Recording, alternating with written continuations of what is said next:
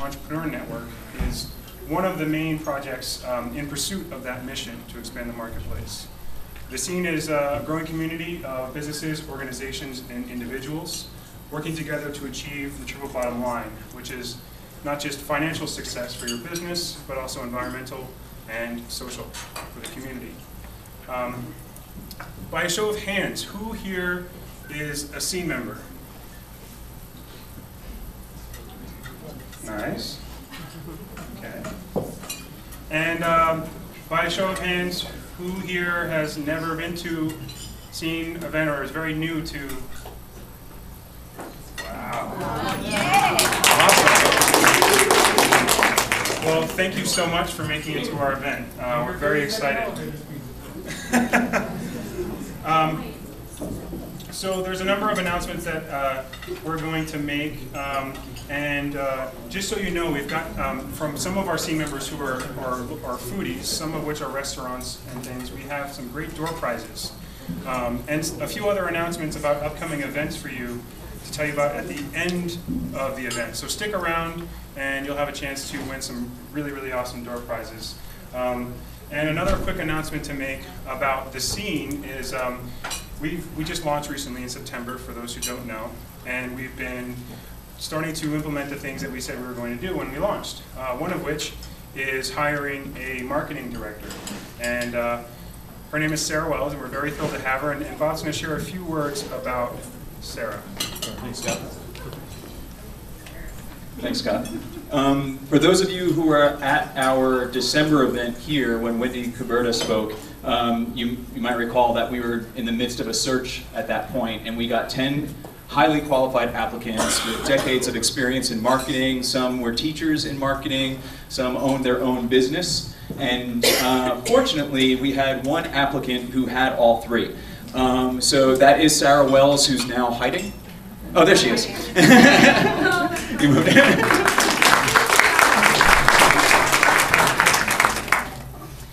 So yeah, Sarah has years and years of marketing experience back from when she lived in DC and has been involved in marketing in a variety of ways since she moved up to Auburn.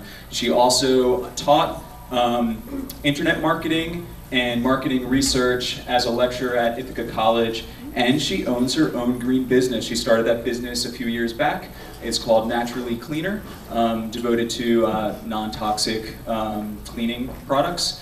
And you can ask her more about that. So, and Sarah was at that event as well in December and has since forged a relationship with speaker Wendy Kuberta.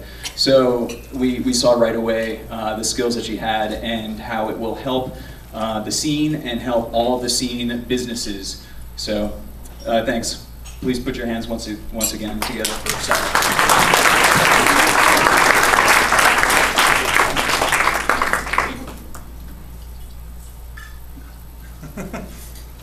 Bob was wondering if we should have everyone introduce themselves. That might be the whole presentation. So on a more serious note, recently the community suffered the loss of a wonderful woman who not only was a part of the sustainability movement, but was a part of many of the close relationships of friends and loved ones here. Her name is Megan Murphy, and she recently passed away due to a bout with very serious cancer. And she worked with Ithaca Biodiesel, which was a very grassroots organization trying to utilize a lot of the grease that our restaurants and other institutions use to make biodiesel fuel, and to also spread awareness about the possibility of biofuels. And she also worked with T. Colin Campbell Foundation, which was to raise awareness, or is to raise awareness for plant-based diets. And in both areas, she did great work. And a lot of that's due to how Megan was as a person. And I'm going to speak a few words about her. She was a friend of mine. There was something really interesting about Megan, and the example that I have was that we were out together one night, and she comes up to me and we're talking and sharing things about what had happened recently at Ithaca Festival or something like that, and you know, her experience doing the T. Colin Campbell thing. And she all of a sudden just asked me a question, and looks in my eyes and she says, "Scott, what do you think about what the other people think about you in social settings, you know, like, and what's that like for you? And I didn't really know how to answer. I was like, well, what do you mean? Well, I don't know. I always kind of think, you know, what is that? You know, does that person have a thought about me right now? You know, do they like me? And the crazy thing is, she's fully engaged in this question. She has this huge smile on her face, and it's a combination of this great kind of form of engagement, and it's also this sensitivity, this vulnerability. But that was kind of her approach to everything. Instead of having this kind of veil of you know, saying something like, hey, you want to, you know, come up and see my artwork later? You know, it's more the direct kind of what's happening in my interaction with you and you with me. And she carried that with her all the time, and in such a way that, you know, showed her as vulnerable and equally strong. And it was incredible, and it was reflected in all of her work, and people really loved her for that, and felt connected to her, whether or not she was sure if they liked her. And it was just something incredibly special about her, and for all of that, we're dedicating this event to Megan.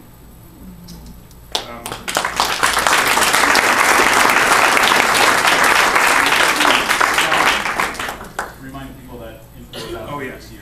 So we have some materials from the memorial service, and there's also kind of a brief list of the huge set of accomplishments that Megan had in this community, and some other more personal information as well. So if you'd like to see it, it's up there. And so to move on towards the event, we have a few seed members who contributed to this event. The first is Nancy Richards of Finger Lakes Farmstead Cheese.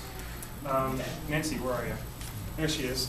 So Nancy makes handcrafted Dutch Gouda-style cheeses, and she uses farm-fresh, grass-fed milk from the farm in which she makes the cheeses.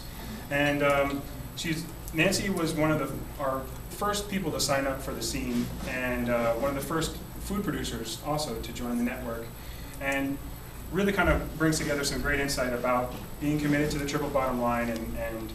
So if you have any questions about her cheeses, she has some samples over there she's happy to share with you. And if you have any questions about, you know, what she's doing to be more sustainable, please go ahead and ask her. We also have chocolate samples. They are made locally by Marion Friend. She is the owner of Smart Monkey Cafe. The cafe is no longer open, but I know she still does a lot of catering and other food preparation services. And they are being currently sold by Sustainable Tompkins and Ithaca College.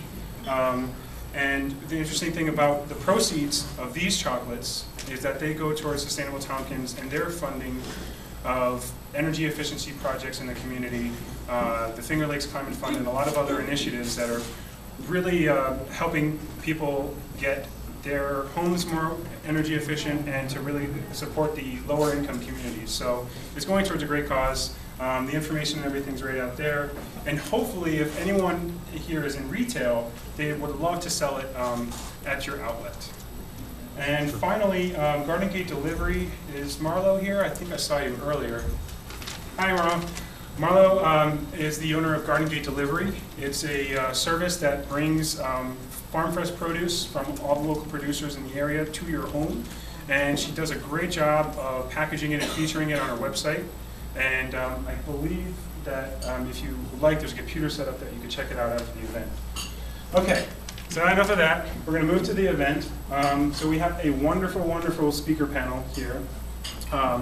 It's pretty much every cross-section of the local food system that you could imagine, and to large credit organized by Monica Roth.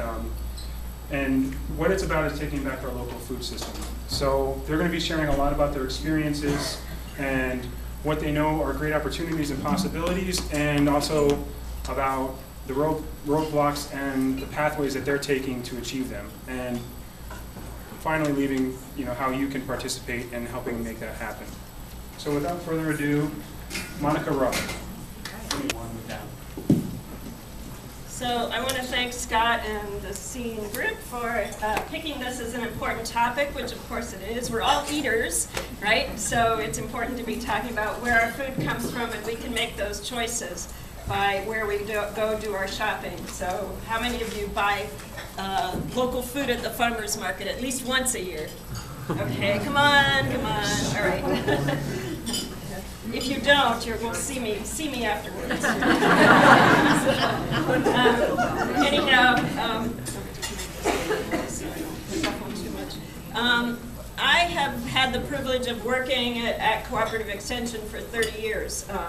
And so over that time, I've really had the opportunity to see a lot of changes in our food system. Just the growth has been so wonderful and phenomenal. And I think there are a few things that I want to just mention, kind of the evolution of our local food system that has happened over that 30 years. And I was just talking to Gary and to Eric to see like who really has been involved in the local food system the longest. And I think Gary has been, because he started in the early 70s, and then Eric started his Pick Your Own Farm. He's had like 2 careers in agriculture. He started a Pick Your Own Farm in 78, and right? You said 78? Okay. And I started in 1980, so kind of grew up with these guys. And so really back then, in the early 70s, there were a couple things that were happening. One is it was the beginning of the organic movement and the back to the land movement. And so we had a lot of farmers, well actually we had a lot of college students that became farmers. And they stayed in the local area like a lot of people still do, I think. And so those college students were people like James Cummins, who started Indian Creek Farm. There were people like Gary and Tom McDonald and Tony Potenza. They were people Brian Caldwell, who were kind of the beginning growers in our area that were the organic growers and helped to kind of catalyze some things around the farmers market. So really the farmers market has been the longest local marketing institution since 1973.